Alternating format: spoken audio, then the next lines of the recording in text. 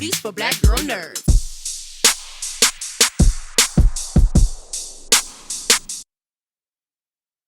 Hey guys, what's up? I'm your host, Ryanne Bennett, and you already know Batwoman Season 2, Episode 11. Recap, you guys, they have brought Fast and Furious to the CW, to Batwoman, to Gotham. I'm too hyped.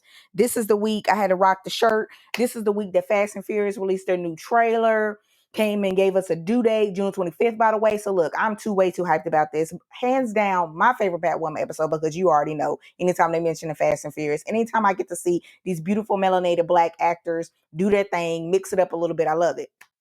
So anyway, let's get into the episode here, shall we? So the episode was titled Arrive Alive, and this has so many meanings in this thing. You guys, this episode was so intense, so insane. And that ending, what? Anyway, so, they cooking up a lot of stuff going down on Batwoman. Sometimes you don't know which way to look. I know I'm confused sometimes, but here we go. So I'm going to start, before I dive into some of the meat of the episode, I want to talk about another sort of subplot, if you will, with Alice that was going on here. Alice is very still much on this road of, she doesn't want to face her demons. She wants to get rid of Kate. She wants to get rid of Ocean. Any kind of memory that is causing her pain, that causing her to feel some kind of emotion other than doing revenge, other than fully diving into being a villain, she doesn't want anymore. So we find her in Enigma's office, and a patient ends up coming in, which I'm thinking, Lord, Alice cannot help nobody's patient. She can be anybody's therapist.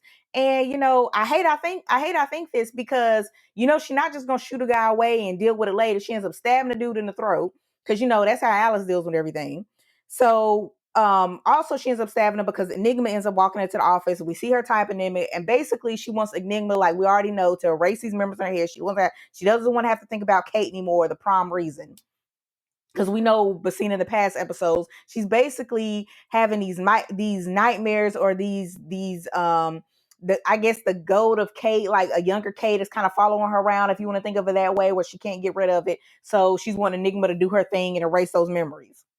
So Enigma, basically, in her very Enigma way, because she's all going to talk in these little, like, she always has a second game. Enigma, you never could trust her. She always has something else going on, because she knows how to play with the mind, and we all know it's a dangerous thing to be able to play with somebody's mind. So she does end up telling her, hey, I can't really do this. You don't need to get rid of these memories. But she does point out a couple key things. Kate is the moral compass for Alice, I still think Alice still has a click for her, still doesn't want to admit to that. So that's one reason where she's like, look, I don't think you really want to get rid of these memories of Kate. I don't think you really want Kate gone. So she ends up kind of sending her on a couple of these mind trips, if you will, where she's trying to get her to face Kate. Another time we see Ocean pop up. And through all of this, it's kind of working, it's kind of not working. It's still reminding Alice of, hey, you're not going to be able to get rid of these memories. It's a part of you for a reason. During all this, though, Ocean shows back up, because we all know Ocean is not dead, because Alice actually stabbed him with a knife that was covered in Desert Rose the last time she saw him. So he's not really dead. So he comes back in there and he's pissed, as anybody would be. I mean, she killed him, tried to kill him, however you want to put it. So he comes in, aiming a gun at her. They get into this little tussle, this fight.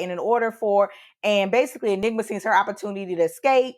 It also ends up, though, I think in a way, kind of helping Alice, even though Alice is still very on this path of revenge and wants to push everything out morally, wants to be this hardcore villain.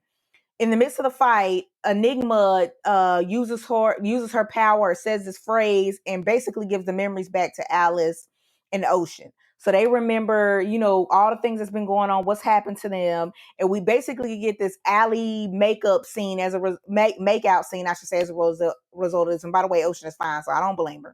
But you're kind of wondering, you're like, is this going to go forward? Our next episode, are we going to see Alice try to stab him again? Like, you never know with these two, how this relationship is going. But we do find out a key thing here. Remember, Alice burnt all the Desert Rose and Coriana. Coriana had been sacred for years, so they never thought to keep a backup. The only backup for this, for Desert Rose, is the one that Batwoman Orion has. So that's another little thing on Batwoman's plate that she's gonna have to deal with. So fire coming for her in that way, or send the Ocean to come and find the last surviving Desert Rose. So there you go, another thing on Batwoman's plate. Okay, so now I want to kind of move into, shall we say, Batwoman, Sophie, and Ryan sort of thing, which basically kind of takes us throughout the rest of the episode, and how we get to our whole Fast and Furious of it all. We basically opened up with a miniature Tokyo Drift. seeing the False Face Society kind of drift their cars through the parking deck, and we're kind of learning, okay, we know they're quick with the cars because we saw how they snatched Angelique before, but we're learning how they're moving about their product. This Fast Face Society, very stealthy, can't see their faces, how they move around the product, how they keep disguise. Their leader, Black Mask, he don't play. Okay, this is how this society rolls. How they move the snake bite. And we also find out too that Angelique is being brought back. She hasn't been killed yet. She was taken because they can't find Ocean, who cooked the product, who cooked the snake bite. So they need Angelique to do it. So that's why she hasn't been killed yet. Why she's so valuable to Black Mask, and he still keeps trying to hunt her down. So we also open up with Ryan and Sophie. Ryan asking all these questions, trying to figure out about Angelique. She's getting these updates. She wants to come in with Ryan, or wants to come in with Sophie to help him find Angelique. But Sophie's like, no, how are you going to help me? Let me just take care of this. I'm a crow. I can do this. I got this.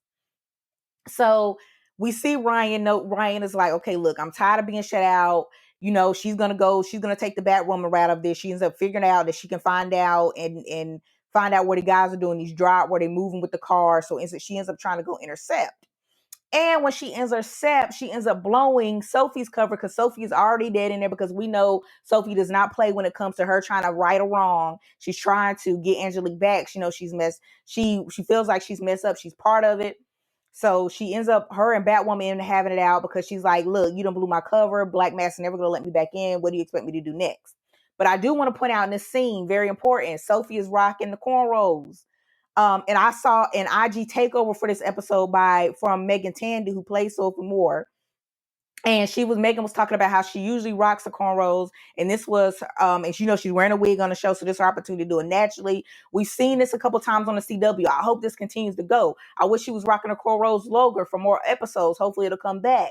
But see, these are the little steps I'm talking about. When you have some change ups in the writer's room, when you have showrunners taking note of the different cultures, of the diversity, of the inclusion that they're bringing in on this cast. We need to keep this stuff going. I hope this is more of this, taking more into account, because we know how it is with Black women's hair. Also, I just love that we have all these Black melanated, lovely people doing all this different stuff, driving these women, these badass women driving these cars, showing different aspects of Black women. I hope it continues. So anyway, off my little box for a minute, just want to get my 2 minutes on that. So we have Batwoman and Sophie kind of at a crossroads, like I said here. They're kind of fighting over, how they're going to get Angelique back, essentially. So we see Sophie go back to the crows. So I want to talk about her little moment here with Jake, because Jake, y'all, needs to get off of this snake bite. Dude is losing his mind. He needs to get off the snake bite, because he has a fight yelling out with Sophie about, she's kicked off of this case now, and blah, blah, blah, blah, blah, blah. And you could just tell he's in an angry rage and just something is not right. But he does put this other crazy dude that looks like he's half crazy out for revenge in charge of the, I guess you would say, the task force now, or taking over Sophie's position, so to speak, for now. And he's on the hunt. So Sophie ends up at the bar with Ryan, and they're kind of talking it out, and she's kind of feeling sorry for herself that she can't do more. And Ryan's like, look, this is not over. I can drive. I can get us into the False Face Society. I can make a cover. We can do this. So Sophie decides to do it, because we know Sophie's not one. She's reluctant in some areas, but we know Sophie's not one she's going to try to make things right if she can make things right. So we get her in there. We also get a cool scene between all three of them, because Luke is brought in as a tech person, because, Sophie can't go through the crows now to get Ryan in. So Luke is helping. And also, since Sophie has no idea who Ryan is, side out next, we know what's coming. Yet there's kind of this funny interaction between Luke and Ryan, trying to pretend like they don't know each other. She says he ordered a Shirley Temple or whatever. By the way, I just love their banter. I just want more scenes of all three of these two, even if we just have, or just, Luke and Ryan, Luke and Batwoman. It's just, I love these scenes between all of them. It's really cool. A lot of cute moments.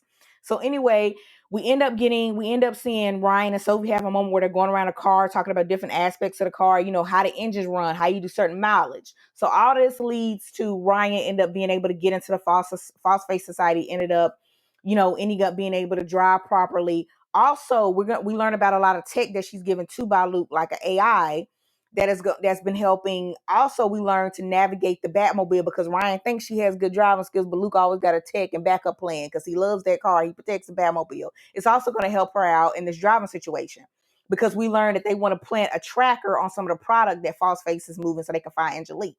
So we get this cool moment that kind of reminds me a little bit of Black Panther, where Shuri had to take over for the Black Panther when he was on top of the car, because we get Luke at the Batcave trying to driving the car while Ryan is trying to plant the bug. So I thought that was a really cool dope tech scene they had there.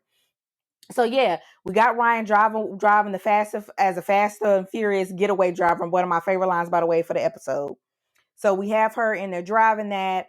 They, that basically most of that goes off basically without a hitch.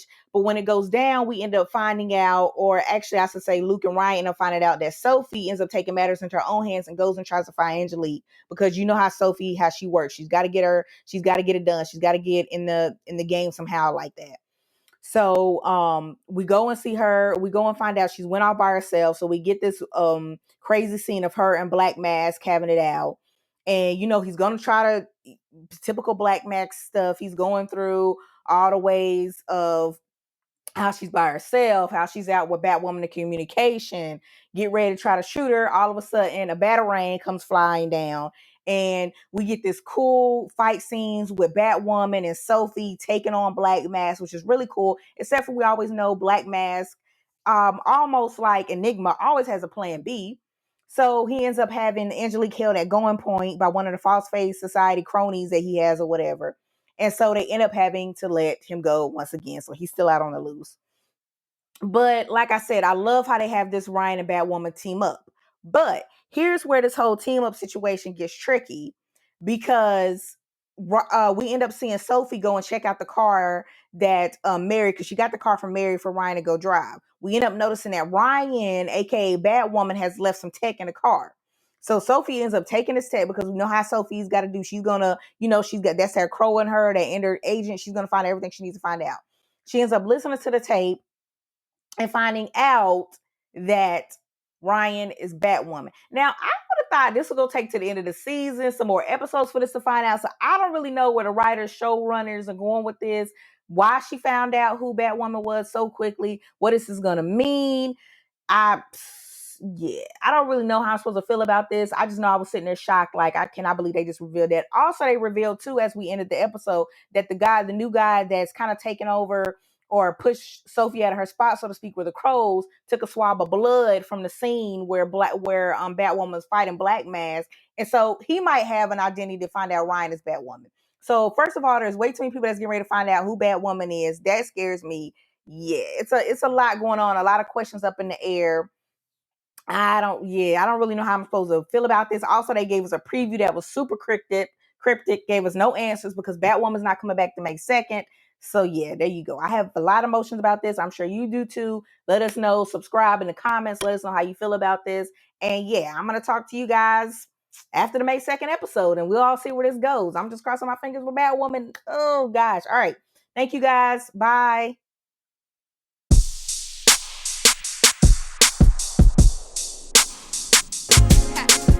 Better shake your booties for Black girl nerves. Better shake your booties for Black girl nerves.